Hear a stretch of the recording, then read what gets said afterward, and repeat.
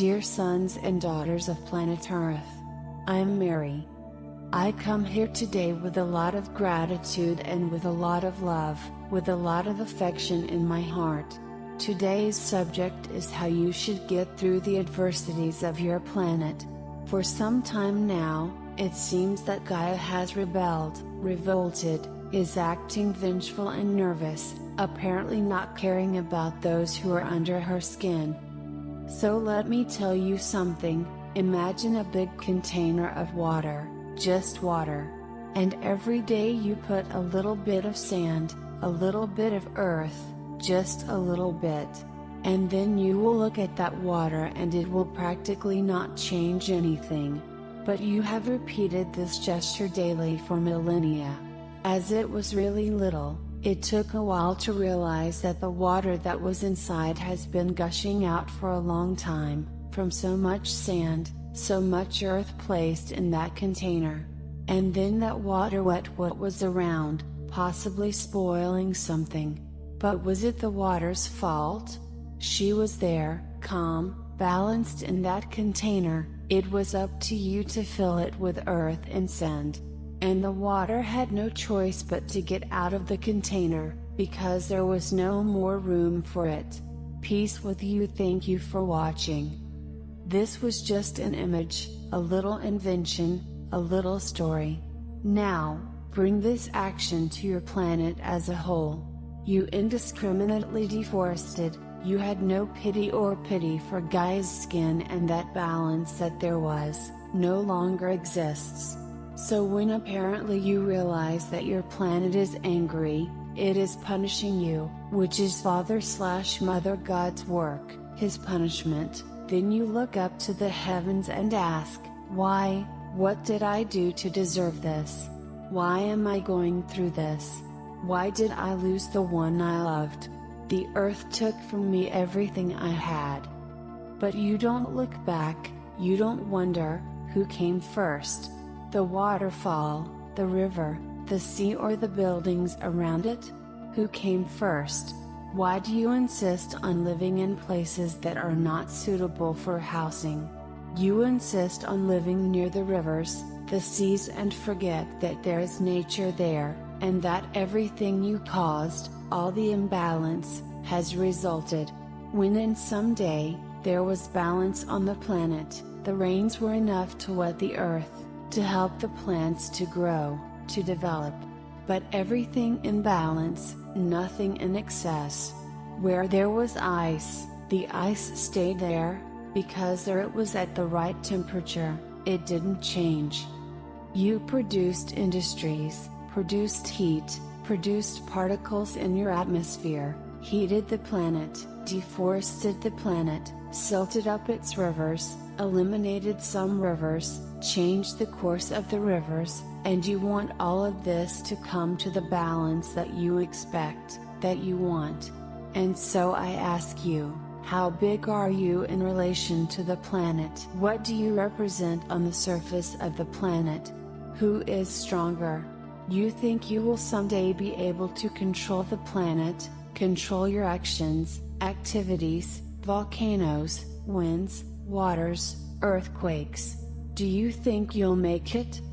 So look at the size of the planet and look at you. You don't control anything. And worse, you made everything worse. That supposed balance, but it worked, you broke. Every day they become unbalanced with more garbage that you generate, that you throw into your oceans, that kill animals, poison the land, poison the air, build your dwellings in the most absurd places possible, not caring what's up, what's to the side, not caring about the imbalance you're going to cause. Then, when the reaction of the planet itself comes, you blame Him, Father/Mother God.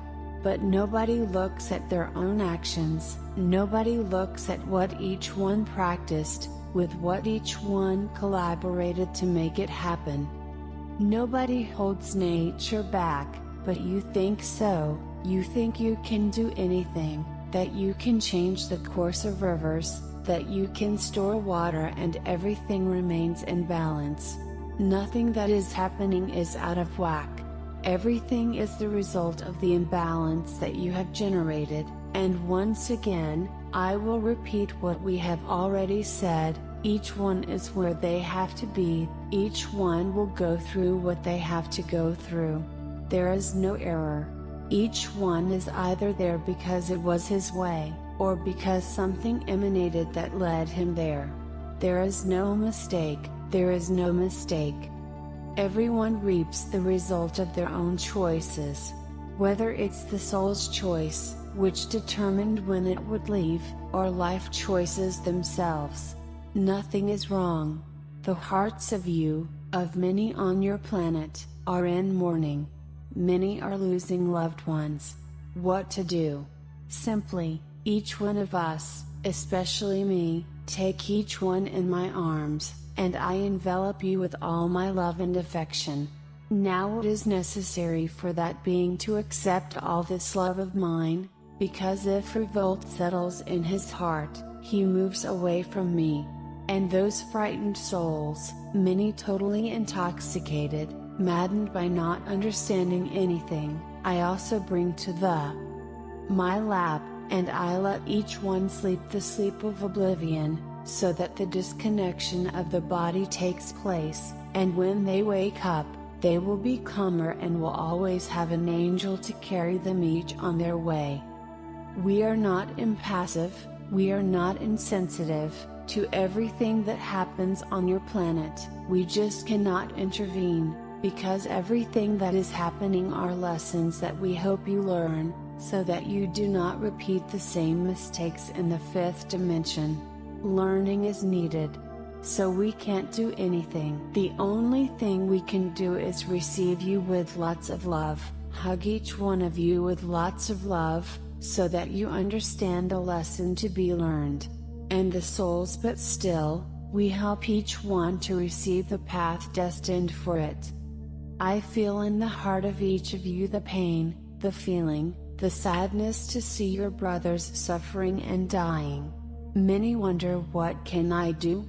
For those who stay, be supportive, help in whatever way you can. For the souls who are leaving, emanate only light, emanate a feeling of love for each one, so that they accept our love and our protection. Because some refuse that, and they are also respected, and they are taken where they have to go. I cannot say, my sons and daughters, that this will all pass. I cannot.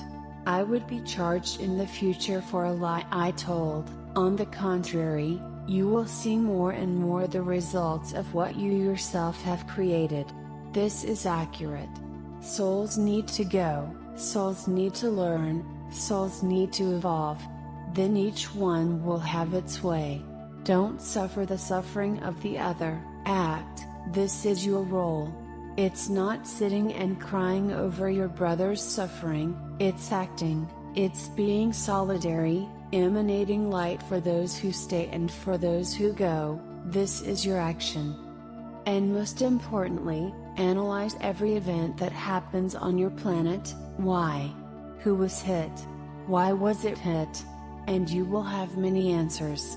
And we hope that this learning will serve as a lesson learned for the future, so that when you are in the fifth dimension you will not repeat the same mistakes. Having seen, and some even felt, the consequences of what you've done, there's no avoiding it. Gaia also cries. It is as if each point of this imbalance is a sick point on the planet and Gaia feels the pain. It's like big wounds that she needs to release energy to heal, to balance. So be ready, open hearts, open minds. There is no punishment. There is no punishment. There is no punishment.